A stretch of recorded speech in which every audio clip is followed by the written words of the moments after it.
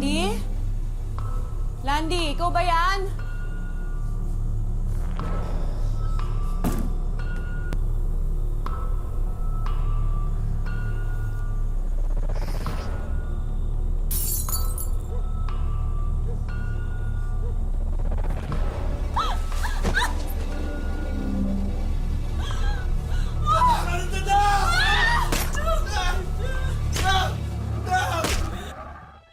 Matutunghayan po ngayong hapon ang kwento ni Lenny.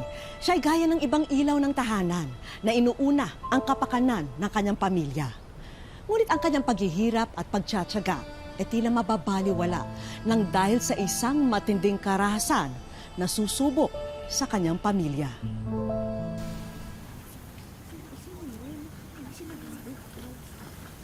Aba, si Lenny, asensado no ha. Nagsawa ka na ba magtrabaho sa Saudi?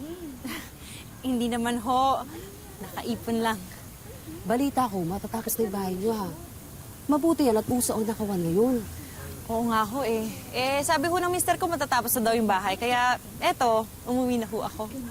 Ay, punta ho pala kayo sa bahay mamaya. May konting sala-sala daw ho. Sige, sunod na lang kami.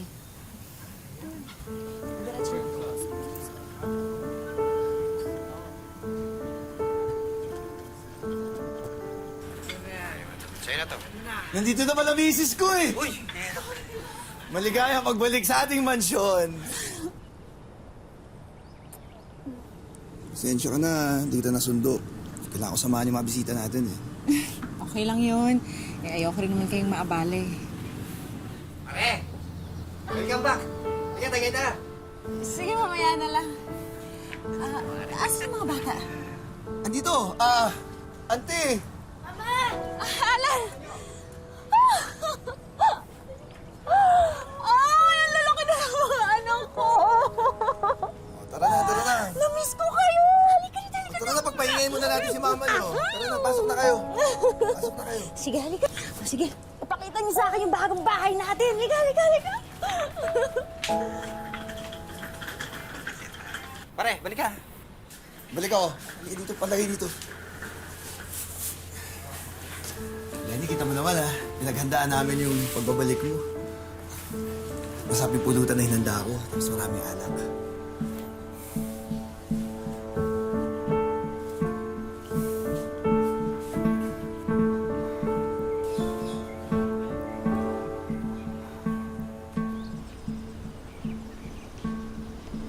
Uy, kanina pa kita pinapatawag ah. Nakakaya naman sa mga bisita natin. Naghihintay sila. Anong nangyari?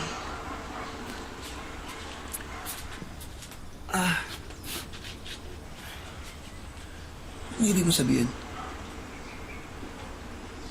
Di ba sabi mo patapos na yung bahay? Bakit ganito? Ganito? Maayos naman ah. 2 taon akong nawala pero parang wala pa rin pinagbago yung bahay.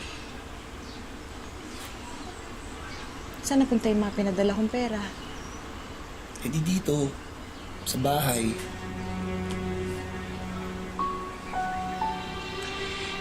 Libo-libo yun kada buwan. Yung bubong, hindi pa rin tapos. Yung kusina, hindi pa rin maayos. Hindi naman pinagkatiwalaan kita eh. Kakarating mo palang puputak na kagad yung bibig mo. Pasalamat ka nga, may bahay kang inuwian. Landy, huwag ka namang magalit. Hindi lang kasi biro yung pinagdaanan ko sa Saudi. Kung alam ko lang na ganito pala yung uuwian ko, sana hindi na lang muna ako umuwi.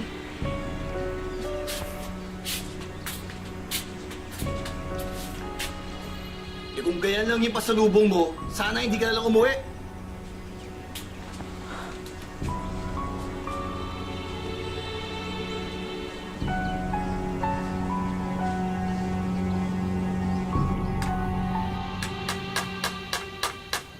Kuya, baka naman may mas mabilis pa dyan. Hoy, ano yan? Aga-aga, ingay-ingay ah. Pinapagawa ko kasi yun dati pa dapat na naayos mo. Hoy, Lenny. Aga-aga, binibigyan mo ako sakit ng ulo ah. Ako? Eh kung hindi ka kaya nag-inom kagabi, di sana hindi masakit ulo mo ngayon. At hindi mainit ang ulo mo ngayon. Tama? Sana, kung di ka gabi-gabi dumadakdak, di ako gabi-gabi umiinom. Ako na naman. Tama na, pabayan mo na yan. Sige na, pumasok ka na dun sa loob. Kumain ka na ng umagahan. Sige na. Ginagamit nyo ba yung gamit ko? Sige, kunin mo na. O, gamit mo na. Oo na.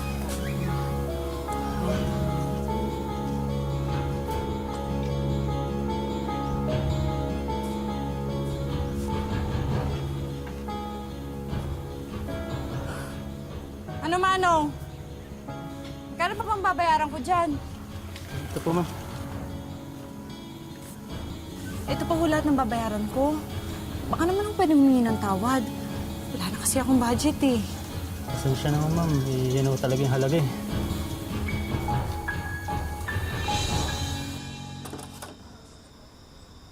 Alan, anak!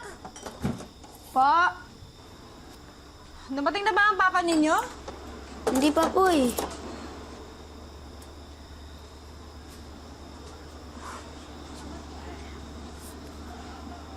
Anak, nung wala ba si mama, lagi rin wala ang papa ninyo? Okay ka lang ba, Ma? Hindi ko na alam kung anong gagawin dyan sa papa ninyo eh. Pero huwag ka mag-alala. Okay lang ako. Sige na.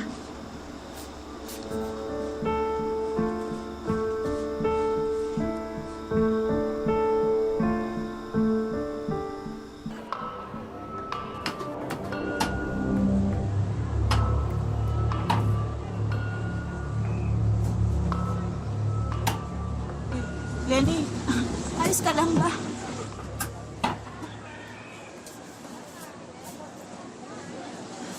Problema nga ako, auntie. Hindi ko alam kung aabot pa sa katapusan yung naipon ko. Halos lahat ng pera ko punta na sa pagpapagawa ng bahay. Bakit kasi hindi niyo muna itigil yung kapagawa ng bahay niyo? Mukhang yun na nga ako yung mangyayari. Nangihinayang lang ho ako kasi... Siyempre gusto ko naman ho, di ba? Lumaki yung mga bata na may maayos na bahay. Kaya naman ho ako nag-abroad eh. Yun naman yung rason para sa kanila. Para sa mga anak namin. Napag-usapan niyo na ba ni Landy kung anong ginawa niya dun sa pinapadala mong pera? Alam niyo naman ho yun. Kapag tinatanong ko, laging aburido agad.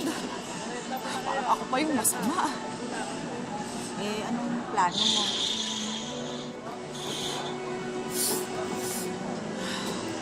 Naisip ko nga ako, mag-DH na lang ko kaya ako ulit. Pare! Oh, Yan, nandiyan na si Mrs. Bibira ka na namin makasama niyan. ha, ito ba yung mukha ng mukhang under? Tingnan yung mabuti to. Ha, di ba nga si Mrs. yung nagkatrabaho sa inyo? Eh di, siya yung masusunod. Diyan kayo nagkakamali. Ang lalaki na susunod sa pamilya. Ako pa rin nagdidesisyon. Sino protekta sa kanila pag nilooban yung bahay namin? Hindi ba ako? Hindi naman si Lenny, di ba? Sandali lang, ha? Nako, sinasabi ko na nga ba. Diyan si Commander. Landy, pwede pa tayo mag-usap? Bakit? Ano ba yan? Sandali lang naman to eh.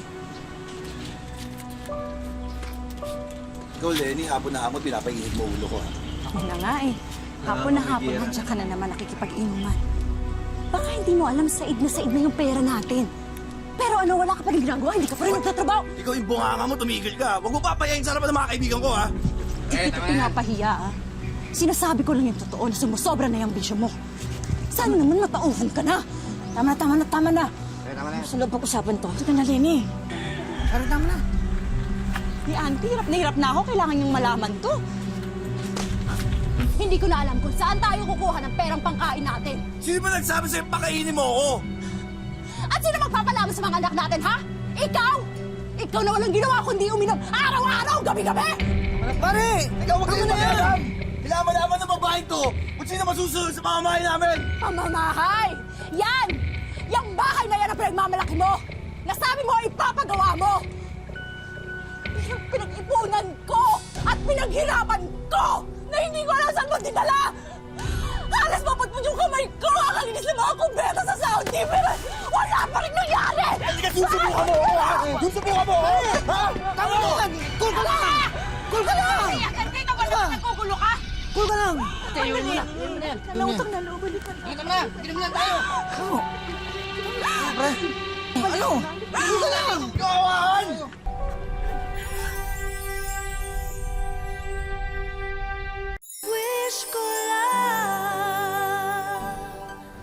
Ang bahay na pinapangarap at pinag-iipunan ni Lenny ang naging punot dulo ng hidwaan nilang mag-asawa.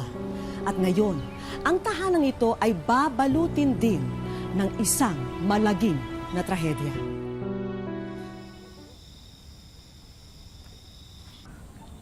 Lenny? Lenny? Sana naman ba si Landy? Baka ho, kasama na naman yung mga kainuman niya. Alam mo, kailangan itigil na itong away kayo ng away mag-asawa eh, ha? Hindi pwede away kayo ng away, ha? May bahay nga kayo, bangayan naman kayo ng bangayan. Siya naman ho yung may kasalanan eh. Siya yung pabaya. Sige, nandun na tayo. Pero, kailangan malaman ni Landy na kailangan mo ng suporta niya. Diba? Hindi rin naman pwedeng wala kang lalaki sa bahay eh. Tsaka tandaan mo ginagawa mo to, hindi para sa'yo, hindi para sa mga anak mo. Diba?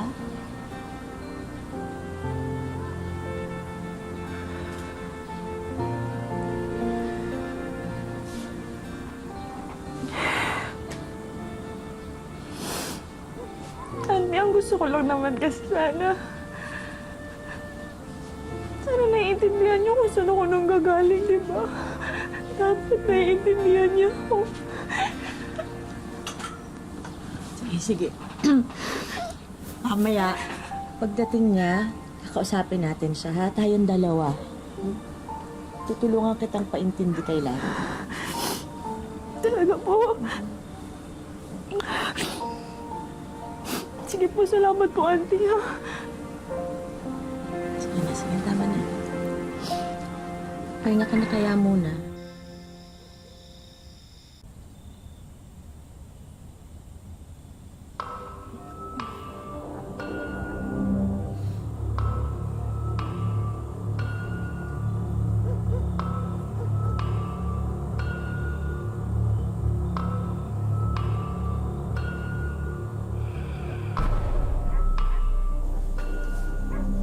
Landy? Landy, ikaw ba yan?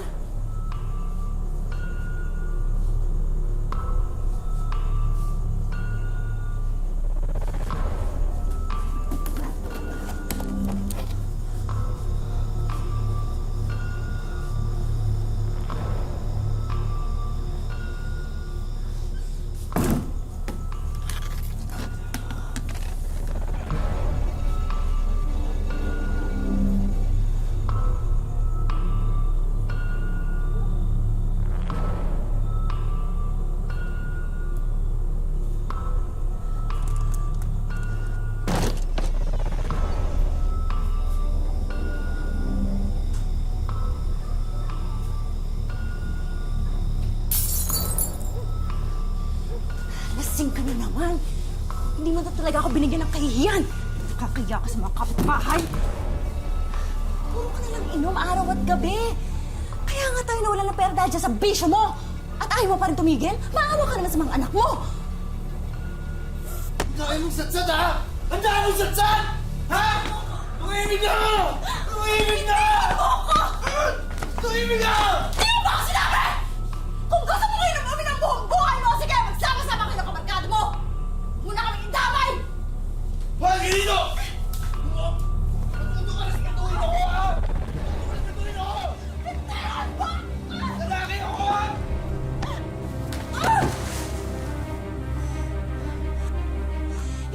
nakakayang gampanan yung pagiging padre di pamilya mo? Pabigat ka ba? Lalaki ka ba talaga, ha? Wala kang kwenta!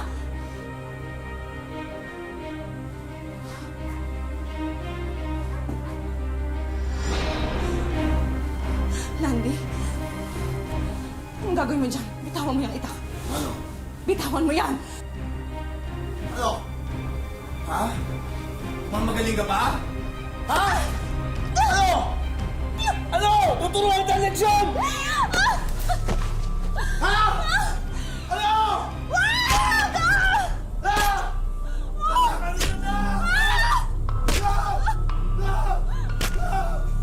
Mama! Papa! Papa, tama na po!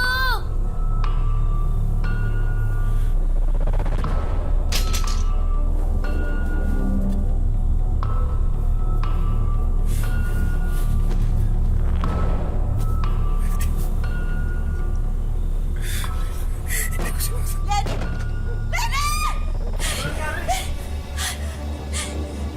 Lenny! Lenny, ano ginawa mo sa asawa mo? Tulungan! Bilisan! Bilisan!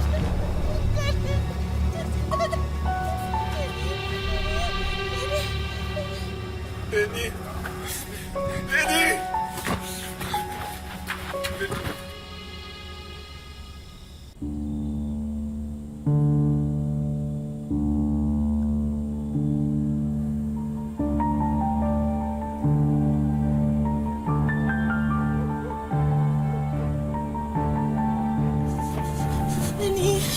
Masyado nang malalim ang natamo ng sugat ng braso niya.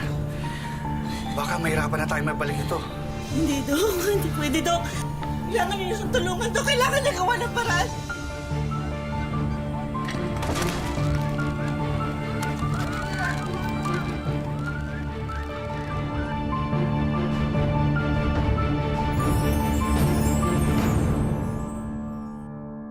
Wish ko lang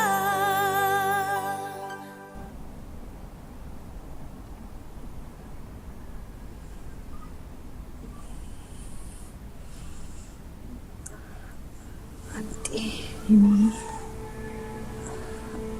Anong nangyari? Anong nangyari sa akin?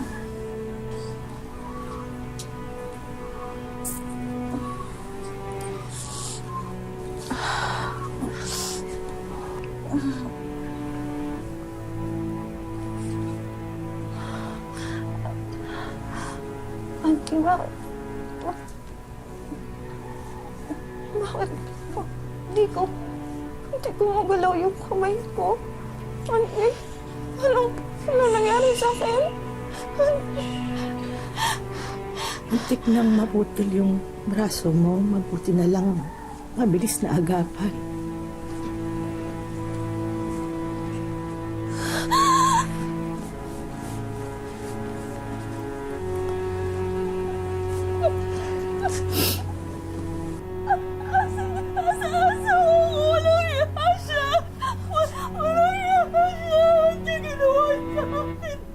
Wala na si Landy. Wala na si Landy, Lenny. Patay na si Landy.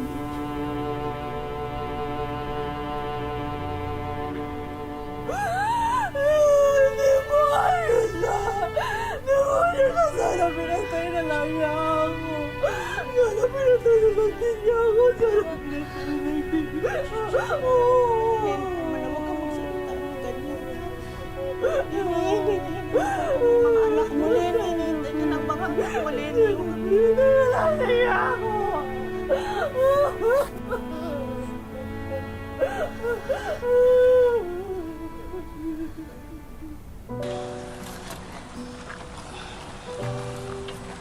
Ilakang mula.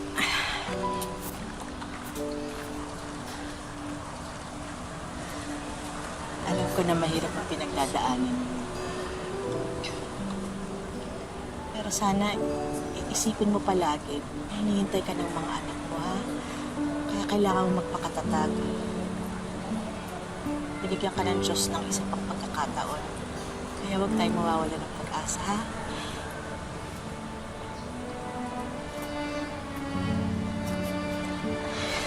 Yes.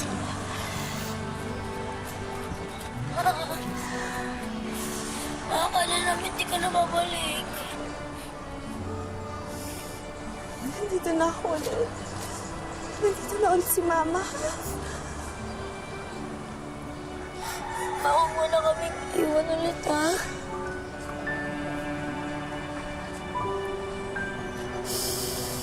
Hindi na ako ulit aalis. Hindi ko na kayo ulit iiwan. Sorry ha. Sorry sa lahat ng mga nangyari.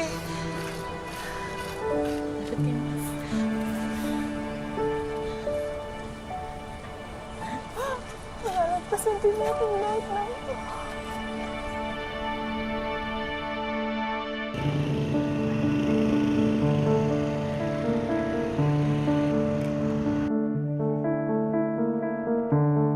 Isang taon na ang nakalipas mula nang maganap ang malagim na insidente kay Lenny. Halos maputol na raw ang kanang kamay niya. Buti na lang at naagapan agad ng doktor para ikabit ito. Ngunit hindi na raw ito nagagalaw ng gaya noon. Sa pagkataga po kasi sa akin sa kamay ko, nakaganito po ako, na nakatihaya po ako matulog. Hindi ko naramdaman yung pagkaputol. Yung tatlong daliri ko lang po kasi ang gumagalaw. Ang dalawa, hindi pa. Kasi yung buto, hindi, yung mga ugat, hindi pa nagkadugtong. Tapos gitry nila gumagalaw, sabi ko masakit po daw. 28 tagaraw ang natamo ni Lenny at himala raw na maituturing at buhay pa siya ngayon. Lagi ko sinasabi sa kanya na, Auntie, ayaw ko na po pag-usapan. Kasi masakit po. Parang bumabalik po ang lahat. Binigyan ka pa niga ng second chance na mabuhay. Alam mo, malalampasan mo yung lahat. Huwag kang susuko. Mula noon, nakasalalay siya sa tulong ng mga taong nagmamalasakit sa kanya. Ay, sa pagkain po namin, mahirap po talaga. Binibigyan lang po kami kung anong meron sa pamilya ko. Inahatiran po kami. Tapos minsan po, hiya na rin po ako. Pero sabi nila sa akin, huwag yan ang isipin. Isipin mo, nagagaling ka pa, mag-pray ka. Hindi man mabura ni Lenny ang mapait na kabanata ng kanyang pamilya. Pilit pa rin siyang lumalaban para mabago na ang kapalaran nilang mag-iina. Bumabalik sa kanyang alaala ang mga pagtaga ng asawa niya. May traumatic siya. Mahirap po. Pinipilit ko po yung sarili ko magtrabaho, magkilo sa bahay ko hanggat yung makakaya ko po. Nakikipisan siya at ang mga bata sa bahay ng kanyang Auntie Fatima.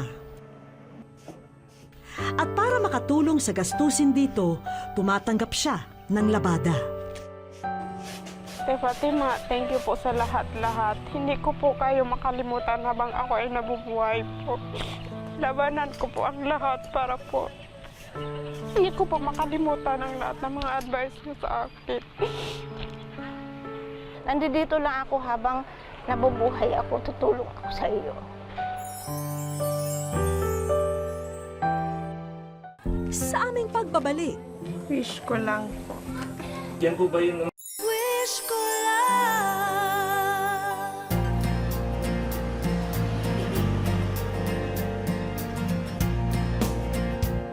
habang abala sa pagliligpit ng mga gamit sa eskwela ang mag-iina, isang package ang pinadala para kay Lenny.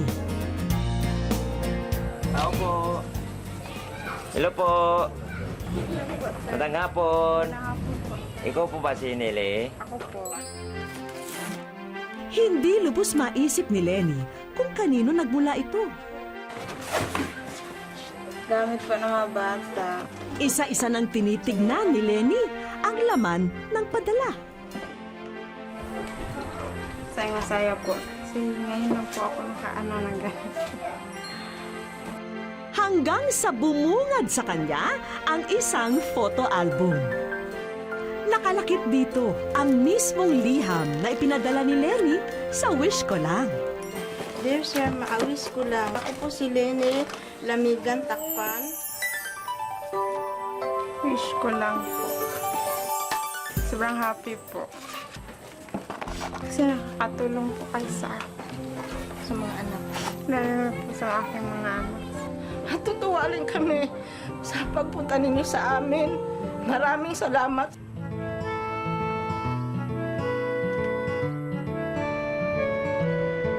Handa ka na bang makita ang nasa likuran ng pintuang ito?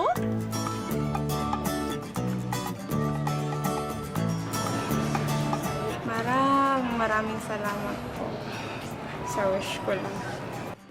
Ang una naming sorpresa para sa mga bata. Laguan. Dami-dami nilang laguan. Sige, marami. Ayun pa, Sige, Maraming salamat sa mama ko kasi pinasaya niya kami. Sobrang saya po. Kasi ngayon na po sila nakakatanggap ng ganito. Para kina Alan, Angel at Steven, sinamahan na rin namin ito ng vitamins at mga damit. At ang lucky box na ito, naway makatulong bilang ayuda para sa inyo. Wish, Financial Assistant Lenny Takpan. Hindi maubos-ubos ang kasiyahan namin para kay Lenny. Para sa future ng mga anak niya. Sisikapan ko po na maglalago po siya. Magandang hapon sa iyo, Lenny. Narito rin ang ating mga kaibigan upang tuparin ang isa mo pang kahilingan. Ikaw ay aming bibigyan ng scholarship galing sa TESDA. Ikaw ay magkakaroon ng libreng training sa gusto mong skills para sa iyong kabuhayan. Startup capital, may allowance, at saka libreng assessment. Yung assessment po, alam nyo, yung nagpapatunay na kayo po ay kaya nang gumawa ng kabuhayan bunga ng inyong natutunan sa pagsasanay sa TESDA.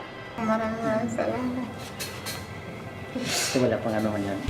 Hinto ka na rin sa paglalabada ha, dahil may bago ka na rin pagkakaabalahan na kabuhayan. Malaking bagay po na makatulong po sa akin mga anak. May mapait man na yugto ang mag-anak ni Lenny. Hindi pa huli ang lahat para maghatid pa rin ng liwanag ang ilaw ng tahanan. Dahil ang isang tahanang tunay na masagana, binubuo ng pagmamahalan at pagpapahalaga sa pamilya. Hanggang sa muli mga kapuso, ako po si Vicky Morales at ito ang Wish Ko Lang.